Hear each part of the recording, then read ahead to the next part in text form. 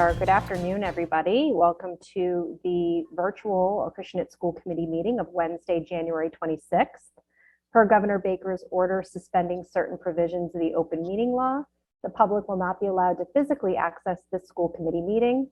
Members of the public can access the meeting via live stream, and there is a link included in the agenda, which is posted both on the town's website and the school's website. The school committee reserves the right to implement additional remote participation procedures and will notify the public of these procedures as soon as practicable. Meeting to order. This meeting is being video and audio recorded for broadcast. And members, please keep yourself on mute when you're not speaking so that we can keep background noise at play. So we're starting tonight with delegation. This is a little different because we are in a virtual space. So there is a Zoom meeting link within the agenda that you can access if you do want to log in right now to participate in the delegation and comment on items that are on this evening's agenda. So we'll just give it a moment here to allow folks to log in if there are any, and Mrs. Benavides, you can let us know and let them in. Can I make a suggestion to allow Ms. Betancourt to give her presentation, and it'll give people time to respond in delegation? That's a great suggestion. Okay, that sounds good. So we will proceed then with our agenda to allow the public some additional time to log in. And so moving on to our first round of business, which is the COVID at-home testing option versus test and stay program. Right. So we had asked for the school committee meeting sooner rather than waiting until February, because the state had given us the option of a new at-home testing program. And they had asked districts throughout the state to basically start ordering the test.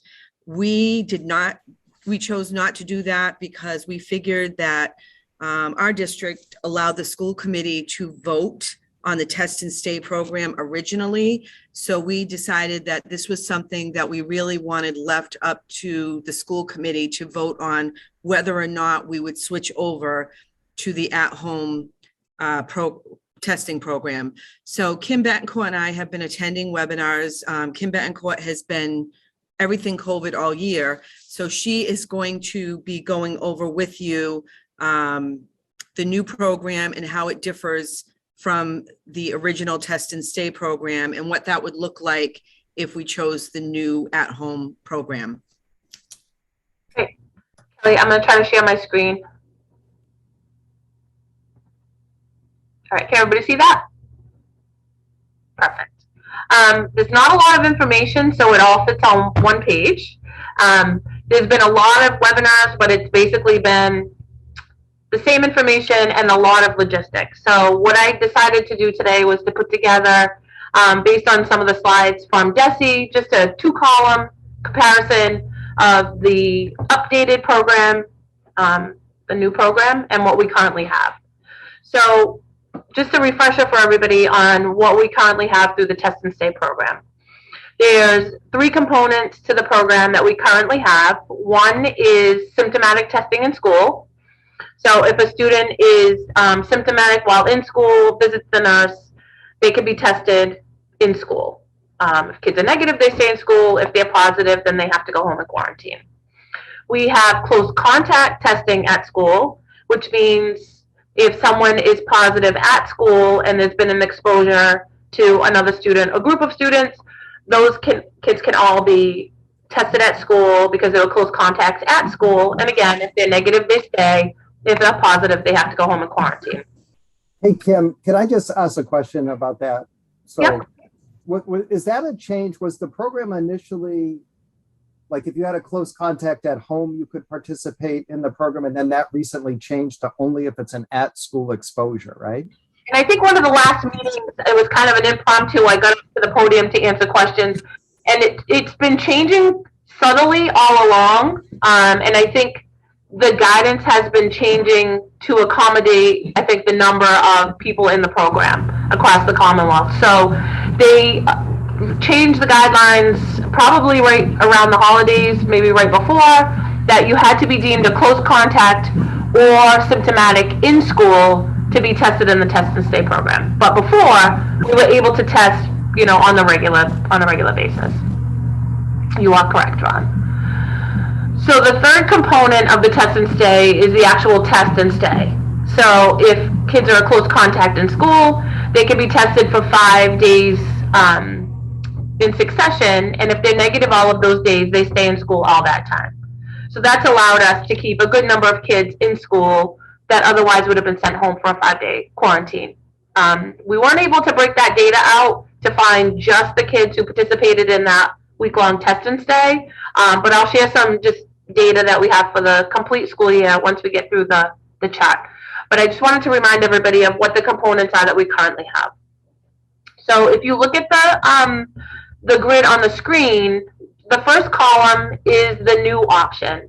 So this would include home test kits that would go home to families and staff. And then I will go through what components we could keep as part of test and stay if we opt to go with the home tests. So under this design, the symptomatic testing will continue.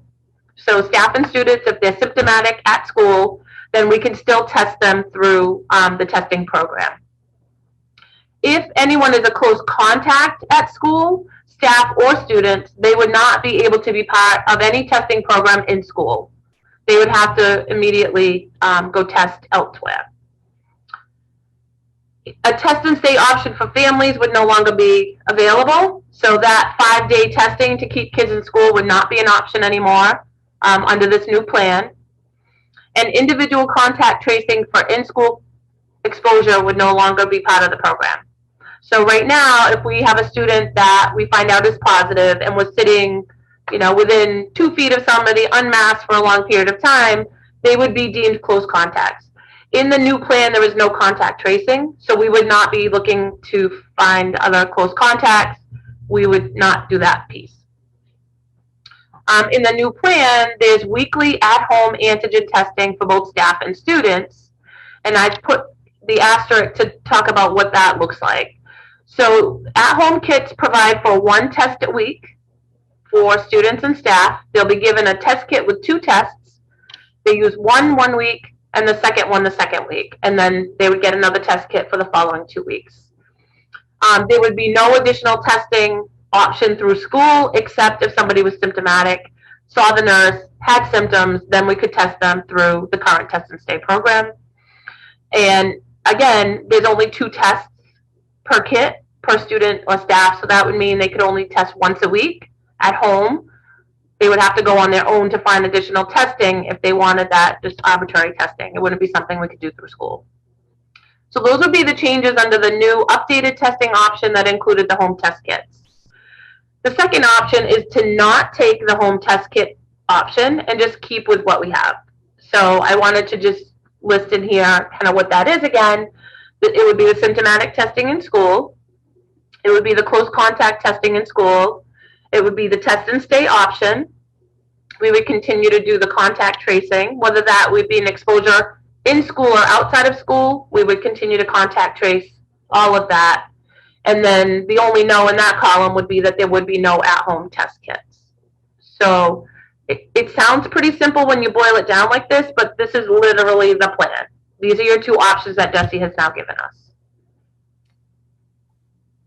It seems to me that I don't know why we would switch to the home testing option. It seems so limited, and there's been so many issues with at-home tests. The testings that you're doing in school, are those PCR tests? No, they're the rapid antigen by an X. Rapid antigen? Yeah, so 15 minutes we know if somebody's positive or negative. Okay. This new program would be the honor system. We would want the families to contact the school and obviously their healthcare provider to let them know if there is a positive result, because we still would have to report to DESE the number of positive cases, similar to what we're doing now when I send out that weekly letter. DESE has made it very clear to the school districts that you can't pick and choose parts of one program and, get the at-home kits. It's either the at-home new program or it's the you stay with what you have with the test and stay. I will tell you that many school districts throughout the state have switched over to the at-home kits. However, and Kim, you can correct me if I'm wrong on this, but I believe they have a lot of their own staff, their own nurses doing the contact tracing. And it's been a big burden on staffing to get this done. In our situation, we have an outside vendor who provides us, we have a staff member at each school building as part of the test and stay program, separate from Acushnet Public Schools, that provides that service to us. So that's a little bit of the difference. Yeah. I'm sorry, what is the quarantining rule now? Is it 5 days? Yeah, it's 5 days unless you can mask from day 6 to 10, like 24/7. So again, we can only control what we have going on in our schools, but it's 5-day quarantine. And then if you're, it's no longer 10-day, it's 5-day. And this is the whole, like if there's somebody positive in the household, then you should be masking at home with that person for the additional 5 days. So I can send out the guidance because DESE's really following the DPH guidelines right now, and they made reference again today, presentation to those DPH guidelines. So I can certainly share those with Kelly, and she can get those out, that clarification. But yeah, to just piggyback on what Paula said, a lot of districts are using their school nurses to do the testing and contact tracing. We are not using our nurses for testing.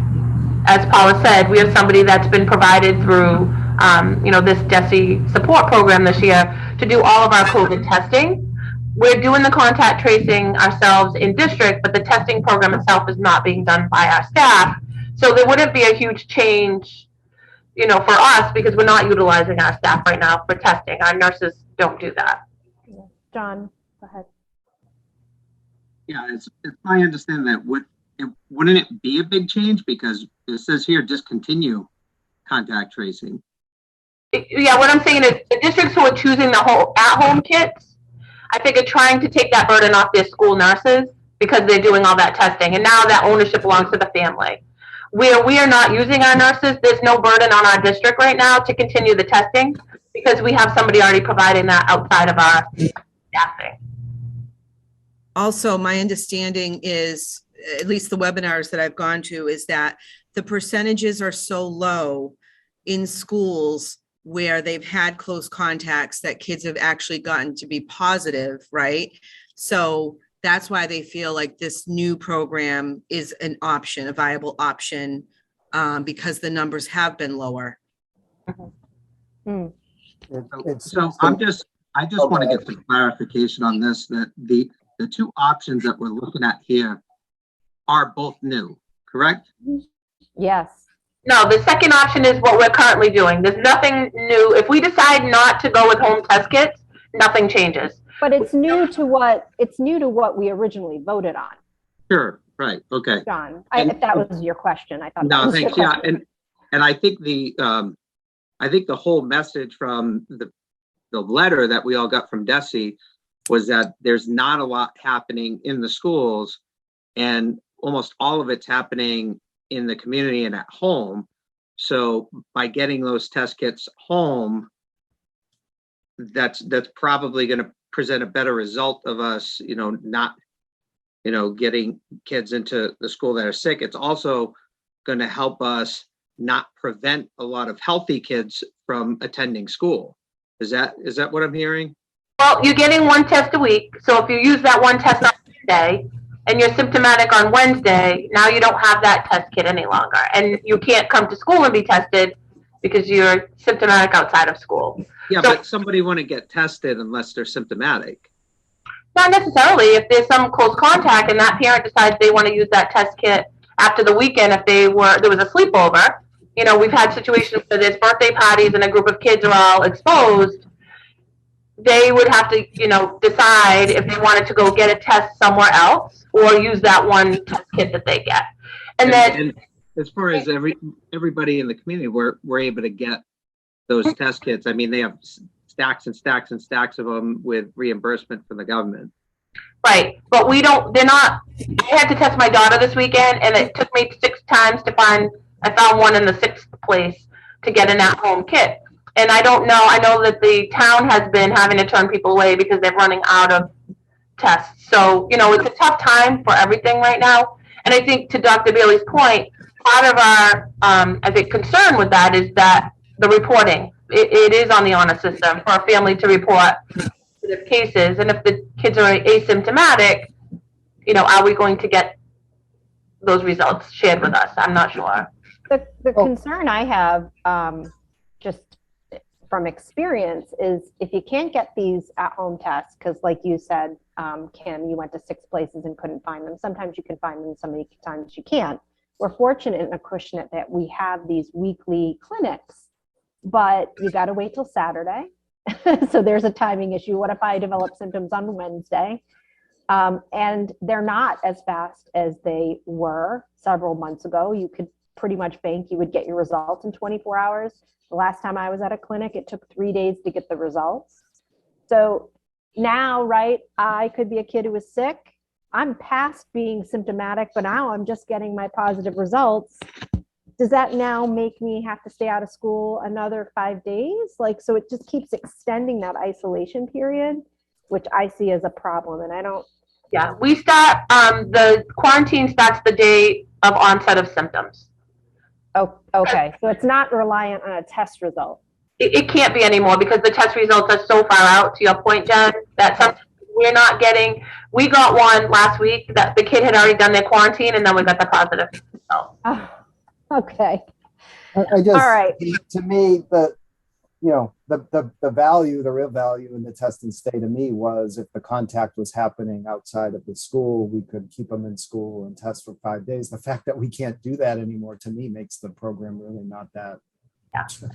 Yeah. The point is to keep that away. I mean, we do have a lot of kids that access the nurse's office feeling well, so it does give that, still have that. I agree, but in theory, they're wearing masks and they're distance, or they should be most of the time. So the contacts at school are being limited. The contacts are really happening outside of school, and now we can't use the program to. Yeah. address that. If it's helpful, I did have some data that I was able to get from the Test and Stay company. So from the beginning of school to the beginning of our winter break, they did about 400 total tests. So they tested 230 students, which was about 400 tests. So we have to remember some of those were multiple day test and stays.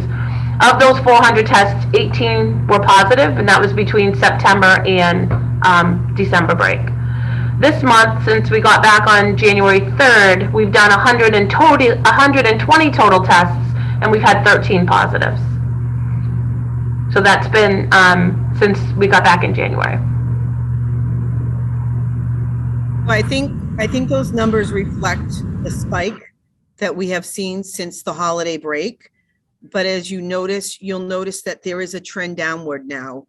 And you saw the trend downward last week. You're going to see it again when I send the letter out tomorrow. We are seeing the numbers go down, which is very positive. I think, in my opinion, I think the downfall of the new program, the only thing I see is that if a student has symptoms from home, they can't come to school and do the 5 days test and stay if they, or, you know what I mean, right, Kim? Can't get tested every day to stay in school if they don't have symptoms, and there's somebody at home. That's, to me, is the downfall. Somebody may have to quarantine for 4 or 5 days with this new program.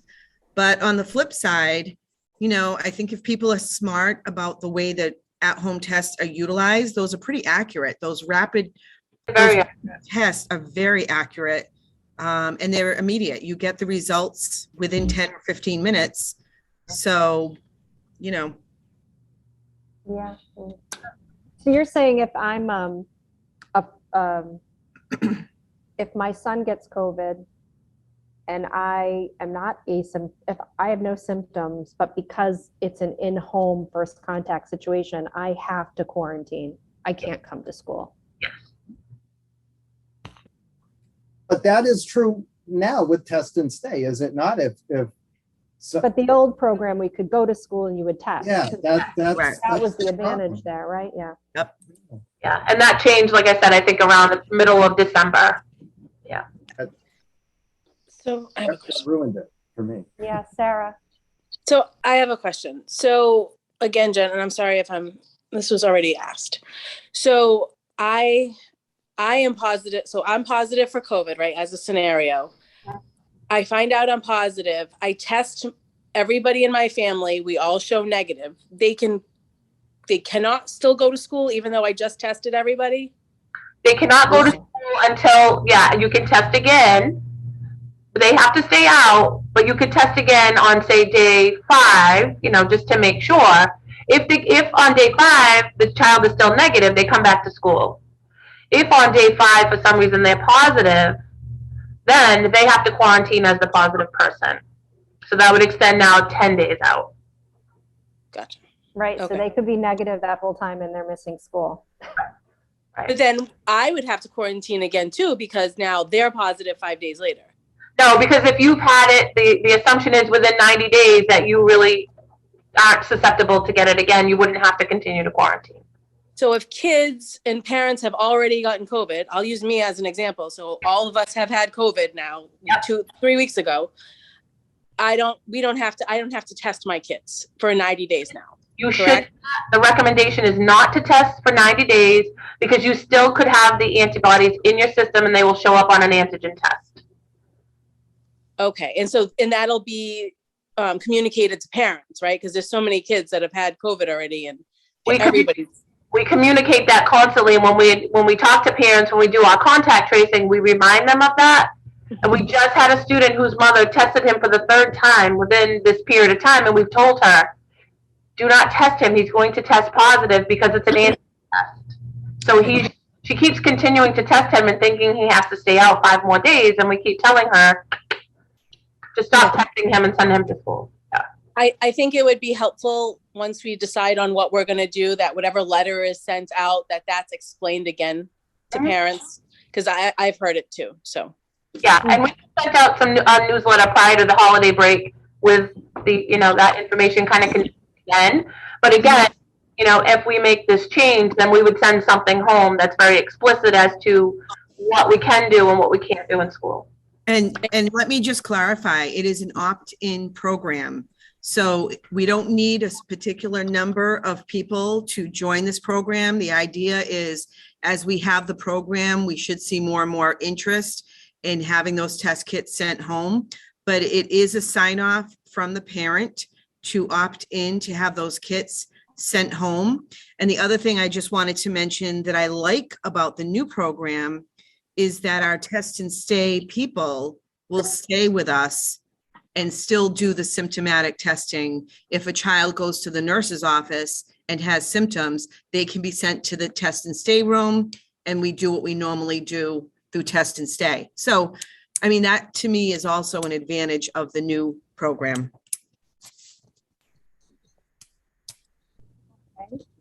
Yeah, Tom. I just wanted to mention, I don't think that there's any difference in that. I think Ms. Gomes was asking about, the quarantine and kind of that family quarantine situation where you could have an extended period out of school.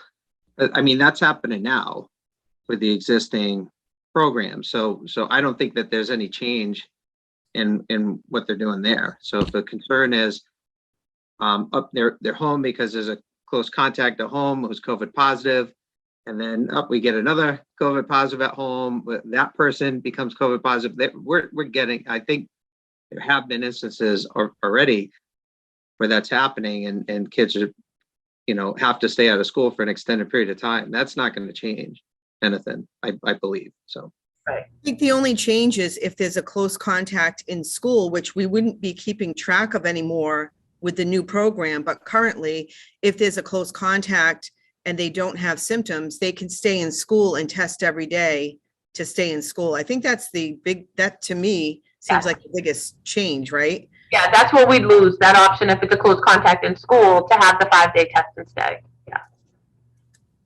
And But with if they're a close but if they're a close contact in school, you're not preventing that child from coming back to school, right? We can't. We won't be contact tracing in the new option, so therefore I would not even be You wouldn't questioning. even know. You wouldn't I even know. wouldn't even know. That's correct. Okay. Then And it, just to confirm, the responsibility would fall on the family to then test their child with that kit if the child says that somebody they sat with is positive. That So way it it's takes, on the it school. takes the family or the child to say, school system, I think I'm a first contact. Can I have a kit? No, you don't get an option of getting more kits. You get one kit for 2 weeks. That's it. There's no on-demand kits. You can only give one kit for 2 weeks. So, Okay. Okay. and Kim, just to reiterate, there have not been a lot of close contacts in school. there haven't been a lot, but we did have 1 or 2 in the last few weeks. Okay, but we have 1,100 kids, so I'm saying there's not been a lot. there's Yeah. not been a lot. Okay. And in terms of the honor system, when before the change, right, where we could be in the test and stay program if you had a close contact outside of school, the same thing applied. You had to come to school and say I was a close contact, right, and then be tested for 5 days. So there was an element of the honor system there too, right? Yeah, or, like a parent call and say, we had 10 kids at our house this weekend for a birthday party. My child tested positive yesterday. And then I would contact those other 10 families and say, you've been in close contact. We can test, you need to come in and test. But what I will say is if with this new program, if a family contacts the school district and says, my child is positive, I think it's important to note that it doesn't go to a third party vendor, that information, it stays with the school district. It's confidential. There's no third party anymore with that information. It's just reported as a number by the school district to the Department of Elementary and Secondary Education. Okay. Are there any other questions or comments on the new program? And it sounds like the recommendation from you, Dr. Bailey, and Ms. Betancourt is to go with the new program. Is that your recommendation to the committee? Honestly, I see positives in both, but I think I stated what I thought was positive about each one. So I'm fine with the new program, quite honestly. We would just obviously have some things operationally to work out and communication, and we would do it and see how it works for us. Okay. Is there some, Madam I'd Chairman? like to hear what my fellow committee members, if they have a preference either way. Yeah, John, if you have a comment? Yes, I have a question. I've been trying to plug in. What assurances do we have that the home testing would be undertaken and reported accurately? We do not have any assurances. It's the honor system. Correct. Okay, thank you. Mm-hmm. That's why I would oppose a change in that in the procedure, because I think that's the weak link of the new proposal. Mm-hmm. Ms. Betancourt, are most positive cases in the community already being reported on the honor system? It's hard to say. I only know what I know. But there have been cases where I found out from other families that somebody's been positive, and I've had to contact the positive case and question that parent. And that's just, that's been an Yeah. issue since Kingdom Come. It's always blown my mind that people send their kids to school sick, and like pop, give them a child aspirin or whatever, and shove them into school. That's insane. You know what I mean? So that goes for any case. So, I guess you're always going to have those outliers, right? That's why I like the fact that we would still have the test and stay folks for symptomatic. So if we still have kids that are showing symptoms when they come to school, we can still proceed with what we've been doing. I think having the at-home test kits is probably a nice thing for families, especially where it's hard to get for families in this time. They are Desi said they will look at this program until April vacation and reassess it afterwards. But districts have until, I believe it's April 9th, to decide as to whether or not they want to sign in for this, opt in for this program. But Kim, how many districts have already done it, signed in? 300 out of the whole Commonwealth have signed up already. Yeah. But I wanted to reiterate that the parents have to opt into this. Yeah. No going into a website and signing. We could do it through a Google Sheet, and they could, request it that way. There's no more having to get parent signature because, like Dr. Bailey said, there's no third-party reporting. Right. So, right now our COVID testers are reporting those findings to the state. When somebody's tested positive here, that goes into that system and that gets reported to the state. With not having, that mechanism any longer, any of the home tests that are positive would not get reported to the state. They would be reported as a number to us, and then we would report that weekly like we do with DESE. So that state reporting piece would be out, so we don't need parent signature because we're not sharing their information with anybody. They're just signing up that they want a kit, weekly, and we will send those home. I will say that the majority of school systems around the region have signed on. I don't believe New Bedford has, but I believe a lot of the other smaller districts around the region have signed on. And I just want to clarify because I'm sorry, Ron, if it was clear, the kits are only for students that attend Acushnet Elementary and Ford and our current staff. Please do not get the number of kits per people in their households. It's only for the students and for our staff. So if it's a family with 3 students, they will only get 3 test kits for those 3 weeks. We will include folks like bus drivers, even though they don't officially work under Acushnet Public Schools. It's very flexible like that in terms of folks who work for the district. So to me, I appreciate Mr. Howcroft's comment. I just think there was an element of, trust and self-reporting in both processes, and the fact that, the close contacts at home no longer, can factor into the test and stay. My preference would be to do the new approach.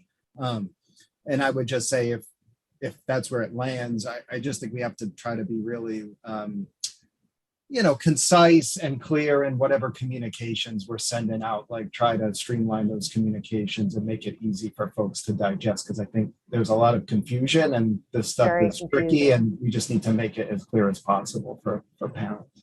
Yeah, it's very confusing.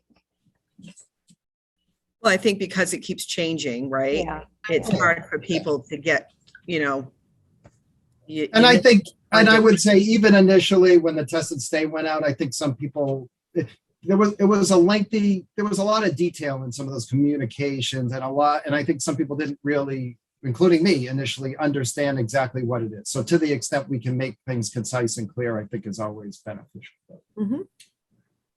I think both options are pretty mediocre, and I wish they would just let us come up with our own plan. But with that said, I think, I've got to agree with Mr. Hood.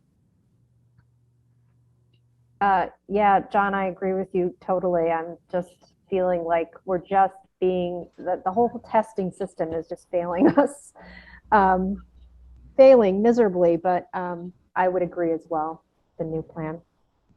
Sarah, do you have any thoughts you want to share?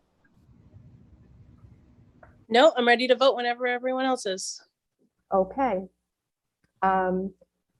So I guess I'll frame the motion as a motion to, hold on one second, please.